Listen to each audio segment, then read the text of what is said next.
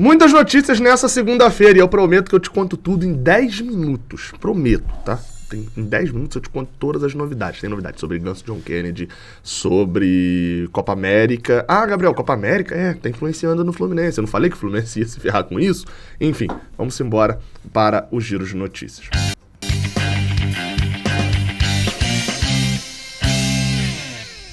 Seja bem-vindo, você guerreiro de todo o Brasil, de todo mundo. Aqui é o canal Raiz Tricolor. Eu sou o Gabriel Amaral, sou jornalista de formação e sou tricolor de coração. Seu like aqui embaixo ajuda muito, sua inscrição também ajuda muito e o seu comentário aqui também, suas opiniões.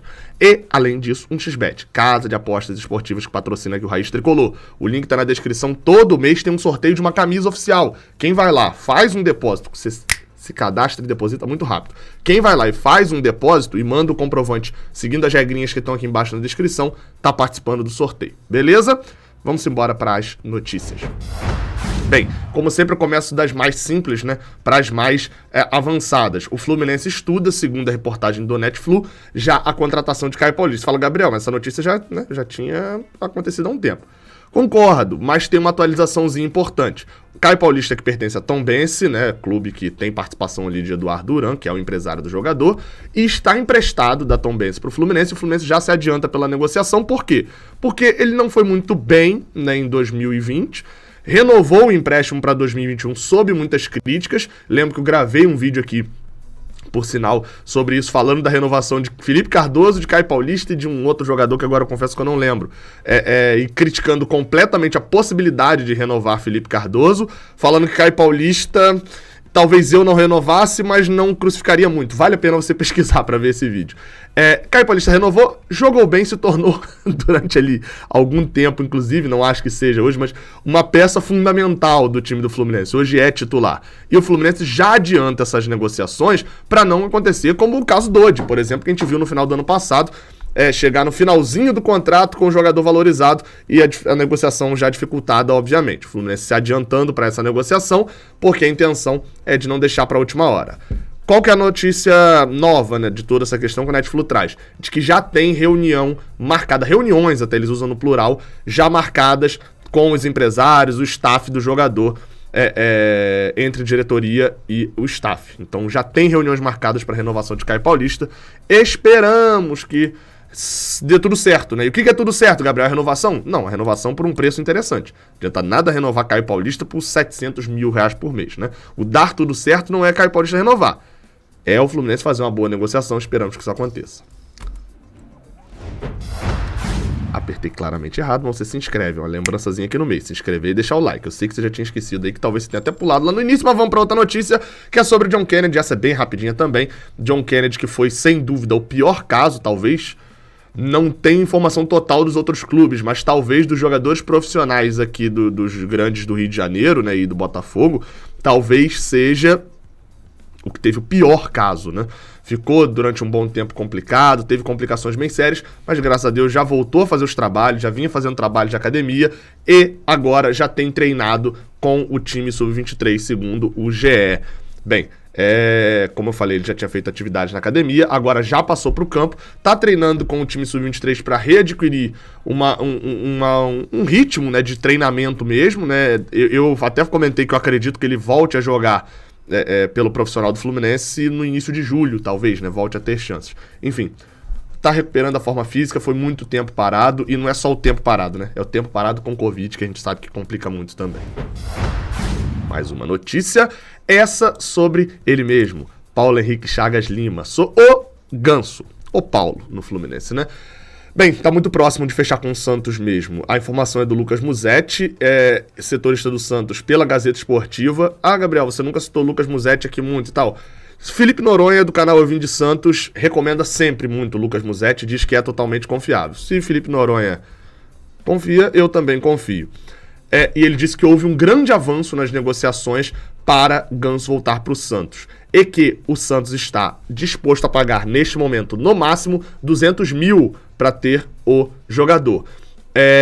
Teve notícias ali também de que, enfim, de que poderia ser, o Santos iria pagar 60% do salário de Ganso. A gente fala muito aqui em salário de Ganso de 400 mil, mas na verdade o salário dele chega como 300 e aumenta até 400.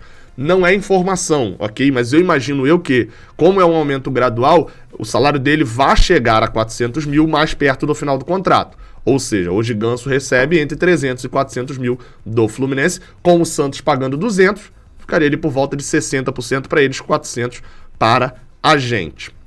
40% para a gente, né? Num total ali de 300 e 400. As negociações avançaram e mesmo, apesar do Santos aceitar pagar esse valor de cima, o Fluminense está tentando aumentar a sua economia com o jogador. E aí vamos lá, você pode estar... Um detalhe, o comitê de gestão do Santos se reúne nessa segunda-feira para poder tratar desse tema também, né? São outros temas, mas também para tratar desse tema. Outro detalhe, o Santos quer, né, gostaria de ter uma opção de compra num valor viável no final do contrato. Para não acontecer o quê? Eles recuperarem Ganso, pagando um salário ok ali, não é um salário altíssimo como que a gente paga, e se eles recuperarem, devolver. Depois o Fluminense sem ter a opção de comprar. Vamos falar desses dois temas aqui. Primeiro, Gabriel, 200 mil por mês por Ganso. Você tem duas visões sobre esse primeiro tema. Que é, uma, Gabriel, você pagaria 200 mil por mês para não ter Ganso? Isso não faz sentido nenhum. Faz sentido nenhum. E você que tá puto porque o Luca entrou ontem, se tivesse Ganso, o Luca não entrava. Então, sem Ganso a gente pode ter problemas com isso. Mas qual que é a lógica que você pode ter de pensamento nessa questão de Ganso? O Fluminense está economizando 200 mil por um jogador como Ganso. Aí você pode pensar, então isso quer dizer que Ganso vale 200 mil? Não. Se ele não vale 200 mil, ele vale menos do que isso, o Fluminense está economizando 200 mil com um jogador que não vale 200 mil. Ok, esse é o lado bom. O lado ruim é qual? O Fluminense ainda fica pagando quase 200 mil por um jogador que ele não tem. Poucos jogadores do elenco recebem o salário que Ganso vai receber não estando aqui. E aí tem muito aquele negócio, você vai entubar um prejuízo, vale a pena pagar 100 e tantos mil de salário ainda para não ter Ganso aqui, para economizar os outros 200 e perder um jogador? Para mim não é algo preto no branco, não é algo simples de resolver.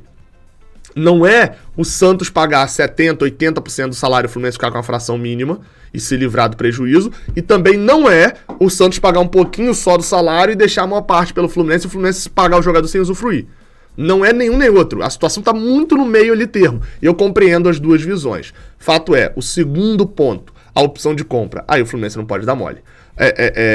Vender Ganso a essa altura do campeonato, independente do que ele jogar no Brasileirão, é algo bom pro Fluminense. São mais 2 anos de contrato após o final desse ano, recebendo aí na casa de 400 mil reais por mês, o que vai dar no total aí quase 10 milhões, dá exatamente 10 milhões de reais no total. O Fluminense deixaria de pagar esse salário altíssimo, deixaria um problema, porque Ganso hoje é um problema pro Fluminense, eu nem tô falando dentro de campo, tô falando no sentido total, e ainda ganharia um dinheiro. Acho justo se tiver essa opção de compra a gente conseguir vender. Vamos lá que eu tenho 2 minutos, eu prometi que em 10 minutos e agora eu vou falar de Conmebol e de Copa América. Bem, a Copa América será no Brasil, isso é um ponto. Então, vamos falar do que isso influencia. Lembra lá atrás quando eu falei minha opinião sobre Copa América? Falei, se você concorda, discorda, pouco me importa. Isso vai afetar o Fluminense. E independente da minha visão de qualquer coisa, a minha visão clubística diz que é uma merda. E ok, tá aprovado. O Fluminense recebeu uma proposta, um contato da Conmebol para poder ceder o seu CT para treinamento de seleções, já que a Copa América também será jogada no Rio, não seja jogada no Maracanã, né, só a final, mas será jogada no estádio Newton Santos, o estádio do Botafogo. E que as instalações do CT Carlos Castilho podem ser utilizadas para treinamento de seleções. Com isso, caso o Fluminense precise treinar em outro lugar, tem essa possibilidade ainda de ceder a instalação, mas ainda continuar treinando, lembrando, o CT tem vários campos. Segundo a reportagem do jornal O Dia, o Fluminense pode ficar um período treinando sem a sua estrutura, sem o seu CT, treinando no campo da Saferj, do Sindicato dos Atletas do Estado do Rio, que é lá em Guaratiba. Para quem não sabe, é até um pouco distante, né, do Rio de Janeiro. Esses custos, né, seriam pagos pela Conmebol. E isso já vai acontecer com o Botafogo, que treina no Engenhão, como o Engenhão vai ceder, isso já vai acontecer com o Botafogo. Pode acontecer com o Fluminense. A intenção do Fluminense é ceder o CT. Não se sabe ainda, pelo menos eu não achei informação, se O Fluminense vai ganhar alguma coisa, uma reforma no CT, um campo novo, o que vai ganhar no CT? Isso não tem informação sobre valores, pelo menos acredito eu que não. Só os custos do Fluminense sair. Não é, o Fluminense vai ceder a casa dele pra alguém e esse alguém vai pagar o aluguel de outra casa pro Fluminense. Mas não necessariamente vai fazer reformas na casa do Fluminense. Há a possibilidade do Fluminense permanecer treinando por lá, não tá nem concreto ainda. O Fluminense tem intenção de ceder, mas ainda vai receber as datas da Conmebol, as seleções que vão utilizar, pra avaliar se cede ou não. Espero eu que não ceda. Enfim. E aí, sobre jogo, isso eu falei sobre CT, agora eu tô falando sobre jogo. Eu tenho 20 segundos, vou passar de 10 minutos, me desculpa, mas vou passar. Volta Redonda. Segundo a notícia também do jornal O Dia, o Fluminense, como o Maracanã vai ser cedido à Conmebol para a realização da final, o Fluminense já estuda alternativas para poder mandar os seus jogos em Volta Redonda, no Raulino de Oliveira. Já entrou em contato com a Prefeitura de Volta Redonda, que administra o estádio, para realizar os jogos do dia 17 e do dia 30, contra Santos e Atlético Paranaense, respectivamente. É o nosso próximo jogo em casa, quinta-feira que vem, e o jogo lá no final do mês, dia 30 de junho, contra o Atlético Paranaense, lá em Volta Redonda. A Prefeitura, a assessoria da Prefeitura respondeu ao Jornal Dia com: estamos negociando, não fechou ainda. E também no Fluminense, uma fonte lá do Jornal Dia disse: ainda não fechou porque depende da questão da Copa América, porque ainda não se sabe o tempo de impedimento do Maracanã.